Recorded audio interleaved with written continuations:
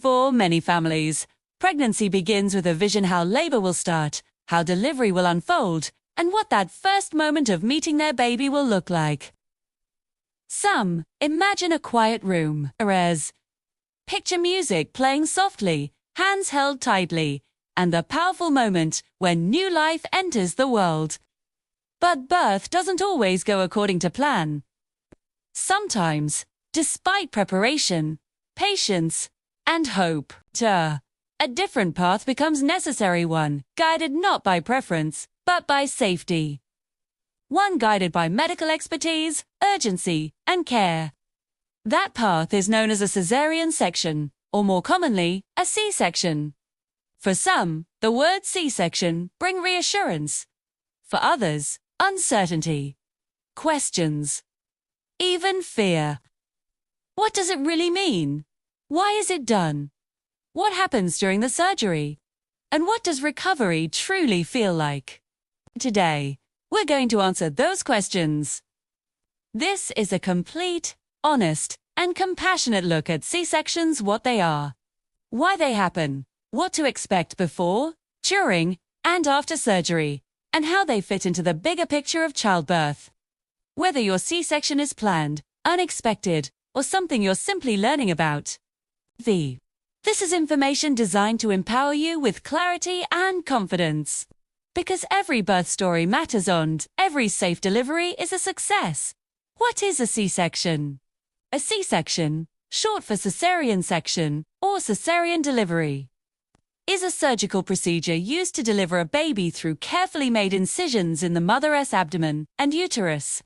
Instead of the baby passing through the birth canal, the obstetrician gently lifts the baby out through these incisions.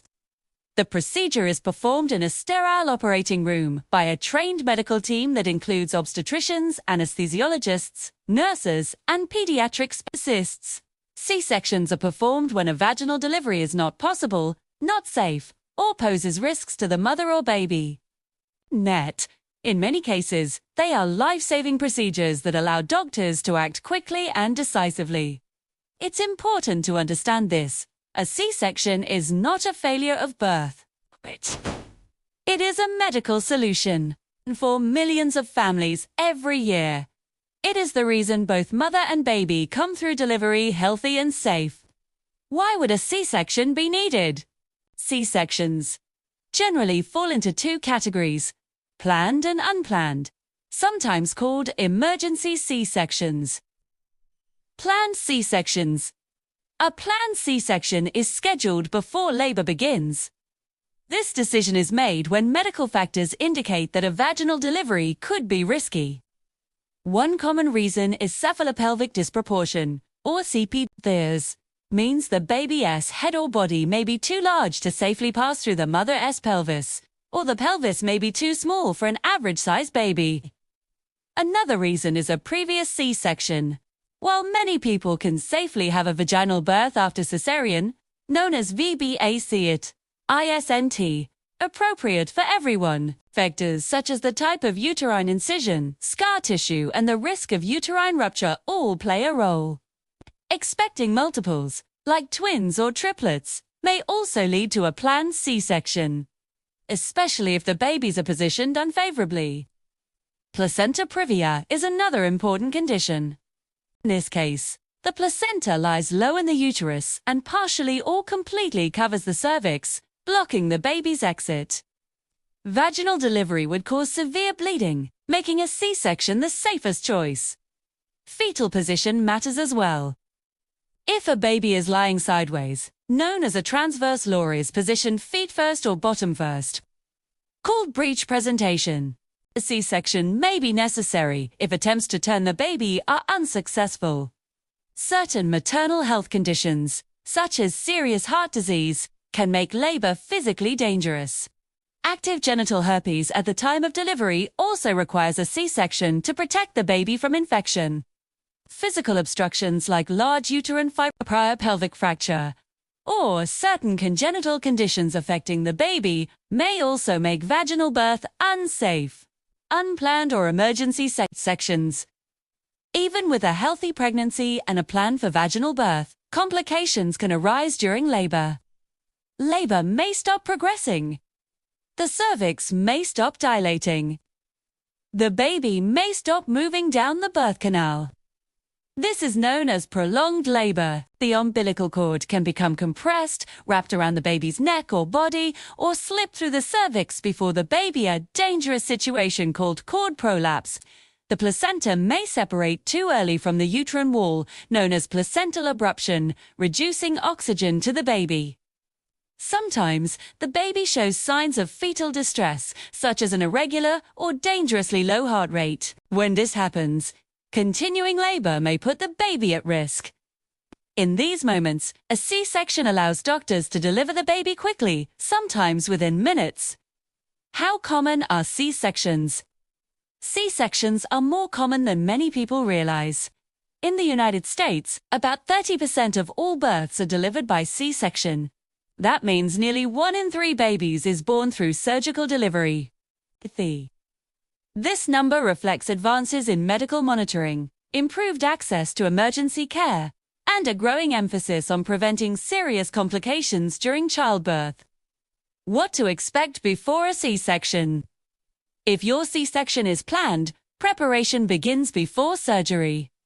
You'll be asked to sign consent forms confirming that you understand the procedure and its risks and benefits. An anesthesiologist will speak with you about anesthesia options. Most planned C-sections use an epidural or spinal block, which numbs your body from the chest or breasts down while allowing you to stay awake. The area around the incision is cleaned and prepared. A catheter is inserted into your bladder to keep it empty during surgery. Monitoring equipment tracks your heart rate, blood pressure, and oxygen levels. An IV line provides fluids and medication. Your obstetrician will review what to expect, answer questions, and ensure you feel informed. In an emergency C-section, preparation happens rapidly. There may be little time for discussion, and general anesthesia may be used to allow the fastest possible delivery. What happens during a C-section? Once anesthesia takes effect, the procedure begins. Your abdomen is cleaned with an antiseptic solution. Sterile drapes are placed, and a curtain is raised between your upper body and the surgical field. The obstetrician makes an incision in the skin, most often horizontal, just above the pubic hairline. This is commonly called a bikini incision. Next, a small incision is made in the uterus. Through these openings, the baby is carefully delivered. You may feel pressure, pulling, or tugging, but no pain. The umbilical cord is cut. The placenta is removed. The uterus and abdomen are closed with stitches or staples. In a planned C-section, delivery typically happens within 10 to 15 minutes, though the full surgery takes about 45 minutes. In emergencies, the baby may be delivered in just a few minutes. If you're awake, you'll often see your baby almost immediately, and in many cases, hold them shortly after birth. What does a C-section feel like? Thanks to anesthesia, you should not feel pain during surgery. However, sensation is not completely absent. Many people describe a feeling of pressure, movement, or tugging as the baby is delivered. These sensations can feel strange, but they are not painful. After surgery, as anesthesia wears off, discomfort begins. Are C-sections safe? C-sections are generally safe and commonly performed. In many situations, they are the safest option available. However, like all surgeries, they carry risks. These include infection, blood loss, blood clots, injury to nearby organs like the bladder or bowel, and complications related to anesthesia. Future pregnancies may carry additional risks, including abnormal placental attachment or the need for repeat C-sections. That's why healthcare providers carefully weigh the benefits and risks before recommending a C-section. Recovery after a C-section. Recovery from a C-section takes time. Most people stay in the hospital for 2 to 3 days. Pain, soreness, and limited mobility are expected. You may experience gas pain, difficulty standing upright, and tenderness around the incision. Pain is managed with medication. Walking is encouraged as soon as possible to reduce the risk of blood clots and promote healing. Once home, activity should be limited. Lifting, strenuous exercise, climbing stairs, and driving are restricted for several weeks. Full recovery typically takes 4 to 6 weeks. Vaginal bleeding and discharge, called lochia, can continue for up to 6 weeks. This is normal. Rest, hydration, nutrition, and support from family or friends are essential. Future births and VBAC. Many people who've had a C-section can consider a vaginal birth in future pregnancies. Your chances of a successful VBAC are higher if you had a low transverse incision, your pelvis is adequate, you're not expecting multiples, your prior C-section was due to breech position. Your provider will help determine the safest option. When to call your doctor. Contact your healthcare provider if you notice fever, redness, or swelling at the incision, pus or discharge, heavy bleeding, severe pain or cramping. Early attention prevents complications. And remember, every birth journey is unique, whether a C-section is planned or unexpected.